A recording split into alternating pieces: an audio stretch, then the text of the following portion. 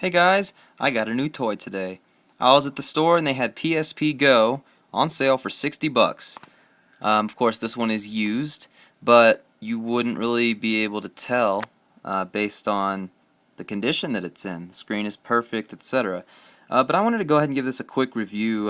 Having owned two or three different PSPs in the past, I've owned the 1000, the 2000, and the 3000, and every single one of them had the same problem. They hurt my hands really bad.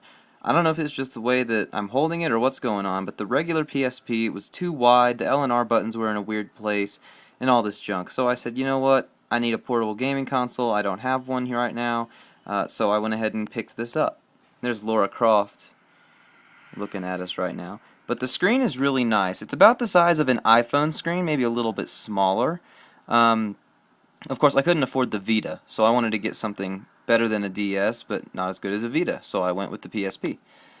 So the picture on this is really nice. I mean, honestly, I think it's the best screen a PSP has had.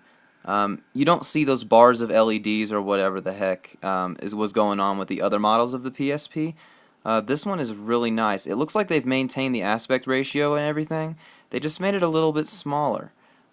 So what we've got here is, I don't recall this being on the other PSP, but there's actually a PlayStation button here, which is really cool, and it helps you get back to your, you can pause the game, and when you pause the game, what that does is that actually, it's like a save state in an emulator, and you can turn the PSP off and do whatever you want.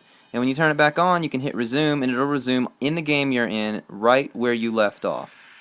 So that's really cool. Now to the system itself. You've got your speakers on the left and right. Those little dots are. The PlayStation button. And then when you pop it open, let's see if I can focus it a little better. There we go. So we've got the D-pad, the analog stick, select and start, and your standard PlayStation buttons, classic buttons that I've grown fond of over the last 10, 12 years. On the bottom, we've got the headphone jack, and we have this really cool PSPgo port. So you can't use standard USB, but there's not really a drawback to that, and I'll show you why in a minute. So over here on the back, or on the top, I guess. Let's see if we can focus that. There we go. So we've got your display button here on the left, and that's for your dimming your display or whatever. We also have your volume. And we also have your EQ button, I guess. And L and R is up there on the top. Fits a lot more comfortably in your hand than the other PSP has, in my experience. But anyway, here's so you can see it in motion.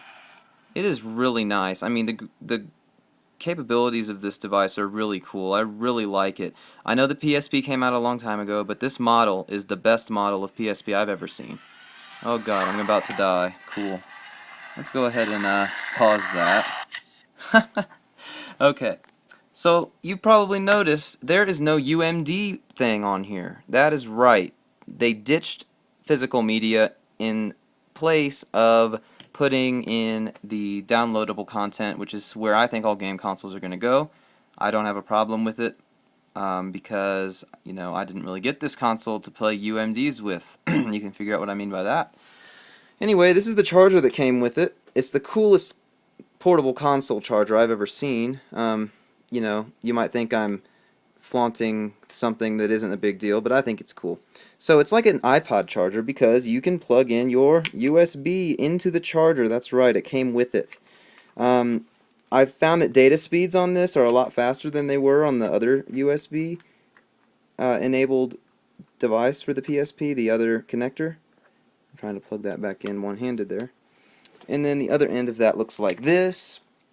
And this is the one I was talking about that plugs right into the bottom of the PSP.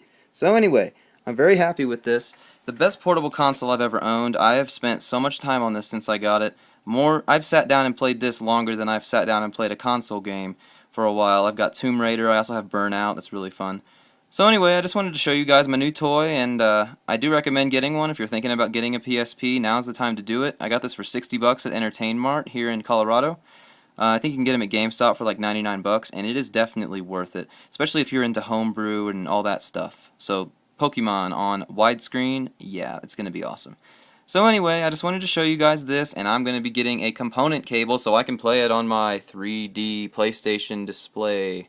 And the rumor has it you can actually connect a PlayStation 3 controller to this PSP using the Bluetooth connectivity.